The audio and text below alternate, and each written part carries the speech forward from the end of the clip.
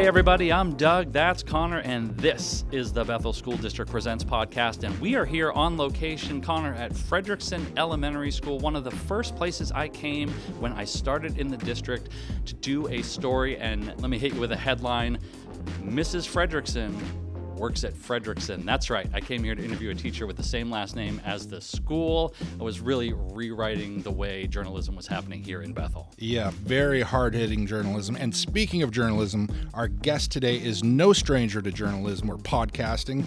Kim Lingo, a LAP Title I paraeducator from Frederickson Elementary, is joining us today. Kim, welcome to the show. Well, thank you. And you know, as they say, a rose by any other name. My name is now Kim Lingo, but for many, many years, I was known by another name, Kim Shepard. So I sense there's probably a story here. Is it worth telling? Well, I don't know. But basically, you know, I went by the name Kim Shepard for many years as I worked in broadcast journalism. And now that I'm working at the school, I've chosen to go by my married name. So Kim Lingo it is. Would you consider Kim Frederickson? You know, I would think about it, but since we already have a Mrs. Frederickson here, I feel like it would be a little repetitive. Plus, let's be honest, my name Lingo goes so well with teaching language. It's perfect. It is perfect. And so speaking of that, can you tell us a little bit about your background in radio and podcasting and how that led you here to be a paraeducator?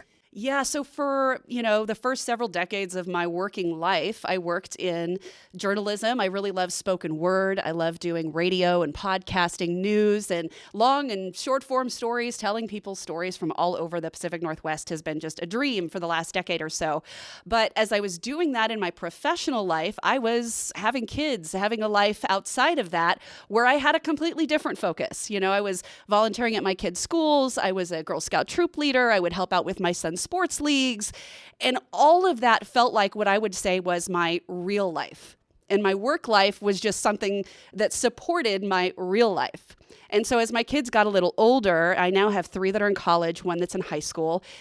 They don't need me so much anymore. So I have a lot of love and care in my heart that had nowhere to go. And I realized that I wanted to make my real life the majority of my life. You know, it was this midlife clarity. I know a lot of people talk about midlife crises, but I just don't feel like that fits. I feel like in my case, it was midlife clarity where I realized that, you know, working to support all of these other efforts that I was doing that I just loved, being at the school, being around the kids, it just made my heart so happy. And I realized that I didn't have to do that just part-time or just volunteering. There were lots of opportunities where I could make that my full-time job.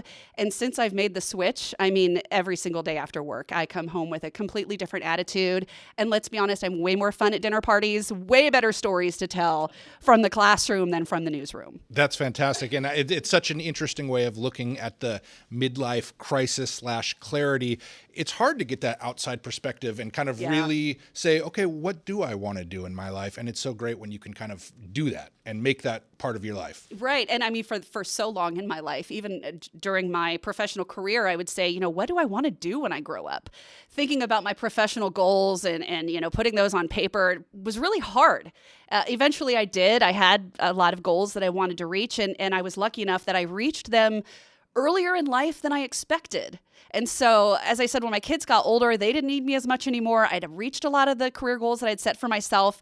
And I kind of had this opportunity to really think about, what do I want to do moving forward? And the equation, the math that I had been doing previously was kind of thrown out the window because I didn't have the career goals that I had before. I didn't need to focus on my kids the way that I did before. And so I really was able to step back and think, you know, what do I want to focus my time and my life on? And now, oh my goodness, on a daily basis, I get to work with these kids who truly respond, and I can see and feel the influence that I have on them on a daily basis, you know, whether they're coming in happy as can be and I get to share their joy, which is wonderful. Or, you know, we had one little girl who came back from Christmas break and was heartbroken because she wanted to be with her mom and wasn't able to see her mom. Aww. And so we were able in the classroom to reach out to the school counselor to make sure she got some support. So it just felt really good to know that I could be there for her in those moments. And so just, I mean, fulfilling is not even a word that begins to describe it. I love that. And I love that you were able to look at where your joy was. And it wasn't in where your work was, it was where your kids were, and really kind of growing from that. I think that's really cool. We're going to talk more about this, but when we meet new people, sometimes Connor and I like to do what we call the lightning round, and we have a list of a few questions we're going to hammer at you here, and we'll just go back and forth. Connor, you want to kick us off? Absolutely. Let's start out with, what is your favorite comfort food? Oh, wow. I'll just go with quick ice cream, even in the colder months, because I love to sit by a roaring fire. So ice cream. Love it. You said quick, and I was like, ooh, Nestle Quick? But no, you went with ice well, cream. I felt like I had to justify ice cream in these cold months. Never justify ice cream. It's always justifiable. Do you have any pets? Oh, I do. I have 3 knuckleheads, my miniature goats, Mama, Minnie, and Teddy, who are just like dogs, although they're goats. I have a miniature horse named Bambi, who is 30 years old and is stubborn and really doesn't want anybody to touch her. So I'm glad that my knuckleheads let me get close to them. That's okay. We got to pause lightning round. I was not expecting goats and a miniature Goats horse. And a mini horse. That is a first. Yeah. But what a crew you got over there. Yeah, Love well, it. we lucked out. We purchased this property out here in a rural area, and the 30-year-old horse was too old to move, so we inherited her. Oh, wow. Interesting. That's cool. A weird Zillow listing. Yeah, right? All right, moving on. We've got an ethical question here for you. Is it wrong for a vegetarian to eat animal crackers? Oh, that's tough. I'm going to say it is not wrong as long as there are no animals present watching you eat said crackers. Very fair. What is your dream travel destination? Anywhere with a beach. I mean, I love my home. I love the Pacific Northwest, but the one thing it is lacking is a sunny, sandy beach. So anywhere with a beach. Especially about right now when Yes. it's a little cold outside. Coffee or tea? Coffee. Are you an early bird or a night owl? Night owl. What TV series are you watching right now? Sweet pea. I don't know that one. What is Sweet Pea? Not for kids. Okay. Enough said. Yes. What is one thing on your bucket list? Oh, to rescue a horse and train it to ride the trails on Mount Rainier. Oh, man. Is it too late to do it with your mini horse, or? I've actually thought about ponying her along with us, but her legs are pretty short, so it You might can be put one of the difficult. goats on the mini horse? Oh, the goats and- could totally pack. Yeah. No, that's absolutely a thing. They'll have their packs and they'll come along too. Get the whole gang up Us there. and the knuckleheads. Okay, so you do have a background in podcasting. Are there any podcasts that you're listening to that you could recommend? I listen every day to Up First. And I don't know that one either. Which one is that? So it's a news podcast that just gives you kind of the big headlines of the day. And I just like starting my day knowing what's going on in the world. Awesome. Love that. You've spent years working in the world of audio, storytelling, and communication. How do you find that those skills transfer into your current work teaching students? Yeah, it does amazingly well because I really need to listen closely when they're speaking, when they're reading, to make sure that they're saying the right things and have all the right, enunciation and all the words. But also, when I'm telling them the story, let's be honest, they're not always that exciting. So I have to use my skills to make these stories a little bit more exciting for the kids to stay engaged and really get what they need out of the lessons. And yeah, it's a lot of fun. Do you do a lot of voices? I Accent try. work, maybe? You know what actually is the most fun is if I try to do a voice, which I'm not usually very good at because I've used my own voice for so long. But I try to do accents, but then the kids will try to do them back. Oh, I and that love it. is gold. All right, so Kim, what's a typical day look like for you as a para over here? So typically I'll come in the morning and do about a half hour of supervision as the kids arrive. I get to say good morning and get my morning hugs from my kiddos, which I absolutely love when they come running up in the morning.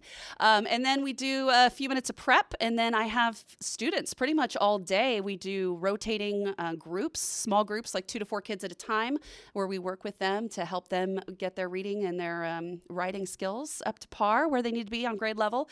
And we actually do a lot of facilitated practice and training, which is wonderful because, coming into a position like this, I can read just fine, but teaching reading obviously is a whole other animal. And so I've had several days where I've spent full days with training as well to know how to teach the kids how to do these things. So it depends on the day, whether I'm training or whether I'm in the classroom, but it's a lot of variety. There's a lot of support. The lead teachers here, the CERTs as they're called, are so great about coaching and really just checking in and making sure everything's on track and things are going the way they're supposed to be going. It is a team effort here at Frederickson to get these kids up to their grade level reading. I mean, there is just a whole group of us that work together and trade off between kids and give each other advice and ask for help. And it really is, it's a great community feel. That's fantastic. I mean, what a great ad for Frederickson and for your position.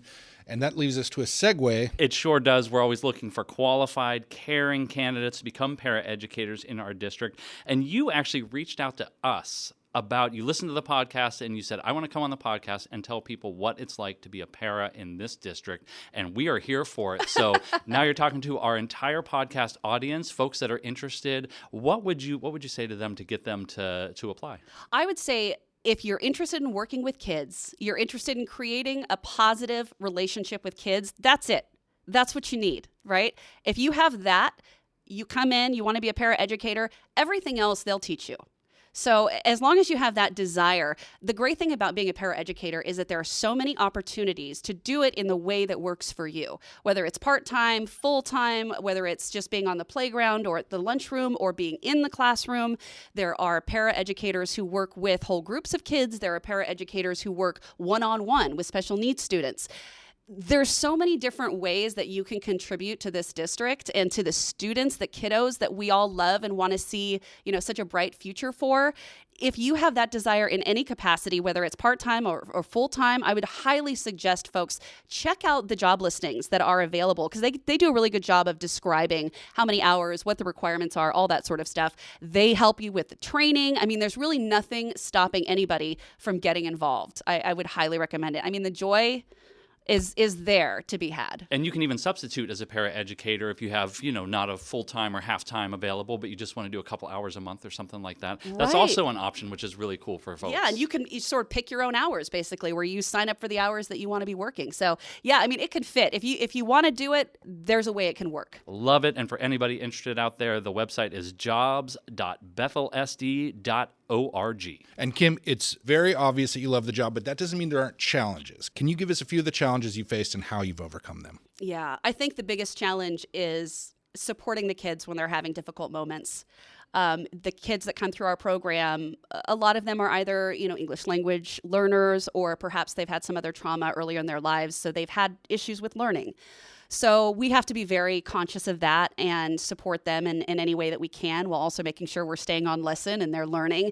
And so having the support of the other teachers has meant so much. And there have been times where we've had difficult moments and we've had to come together and have a powwow to cheer each other up or encourage each other. But that's why having that team is so great. That goes back to how well you were speaking of the community here. Yeah. It just seemed the staff just seems to really come together in times like that. That's fantastic. So Connor asked a hard question. I'm going to give you a chance to talk about success stories. Where, I know it's your first year here at Frederickson, but where have you seen students growing and really excelling? I'll share this. My favorite thing to see is the kids encouraging each other. They all have things that they struggle with. They're all going to have moments where they can't read a word or they mispronounce something. The curriculum is created in a way, it is so well researched, so well put together. If you just do the curriculum the way it's put together, they will learn to read, period. End of story. But sometimes getting them on board with doing that work can be a little challenging. But when they start to encourage each other, and I've seen this where, one of the kiddos will have a hard time with a word, but then they finally get it, and one of their classmates gives them a high five, and seeing them encourage each other really gets the momentum going in those groups, those small groups, because there's only 2 to 4 kids there. So you just get 1 or 2 on board with you to really encourage their classmates, and everything just snowballs, and it's a beautiful thing. That sounds beautiful. And we have a lot of parents listening.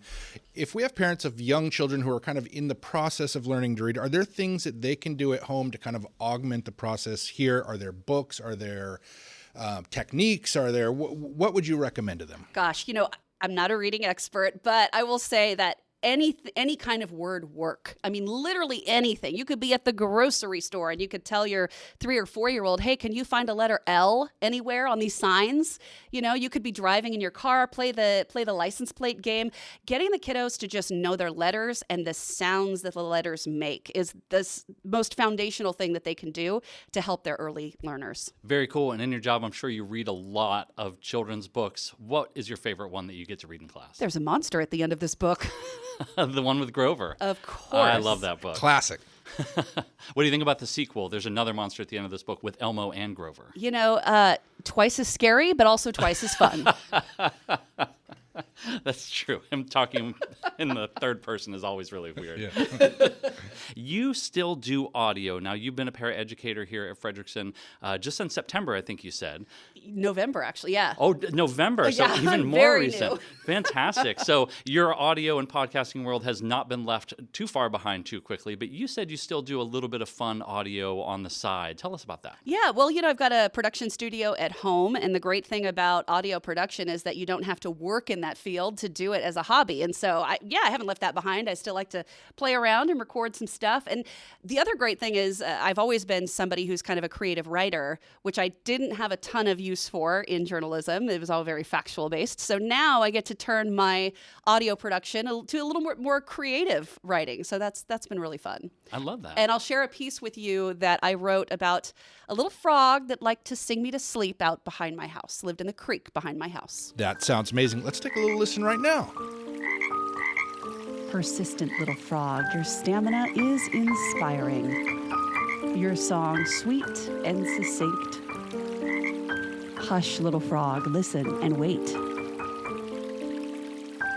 Persistent little frog, trusting in your song that trips along the trickling creek. Who are you calling for, hoping to hear? Persistent little frog, as dusk turns to dark in the quieting hours, sing on. But hush, listen, do they hear?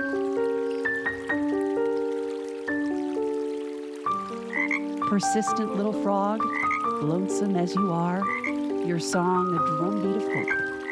Rest your voice, hear the wind. Persistent little frog, undeterred by the silent reply, singing me to sleep, trusting in happy endings. Wow, I love that, and that's very calming. That's almost like an ASMR type. I could lay in bed and fall asleep to that probably. Which is exactly the vibe I was hoping for, so thank you. All right.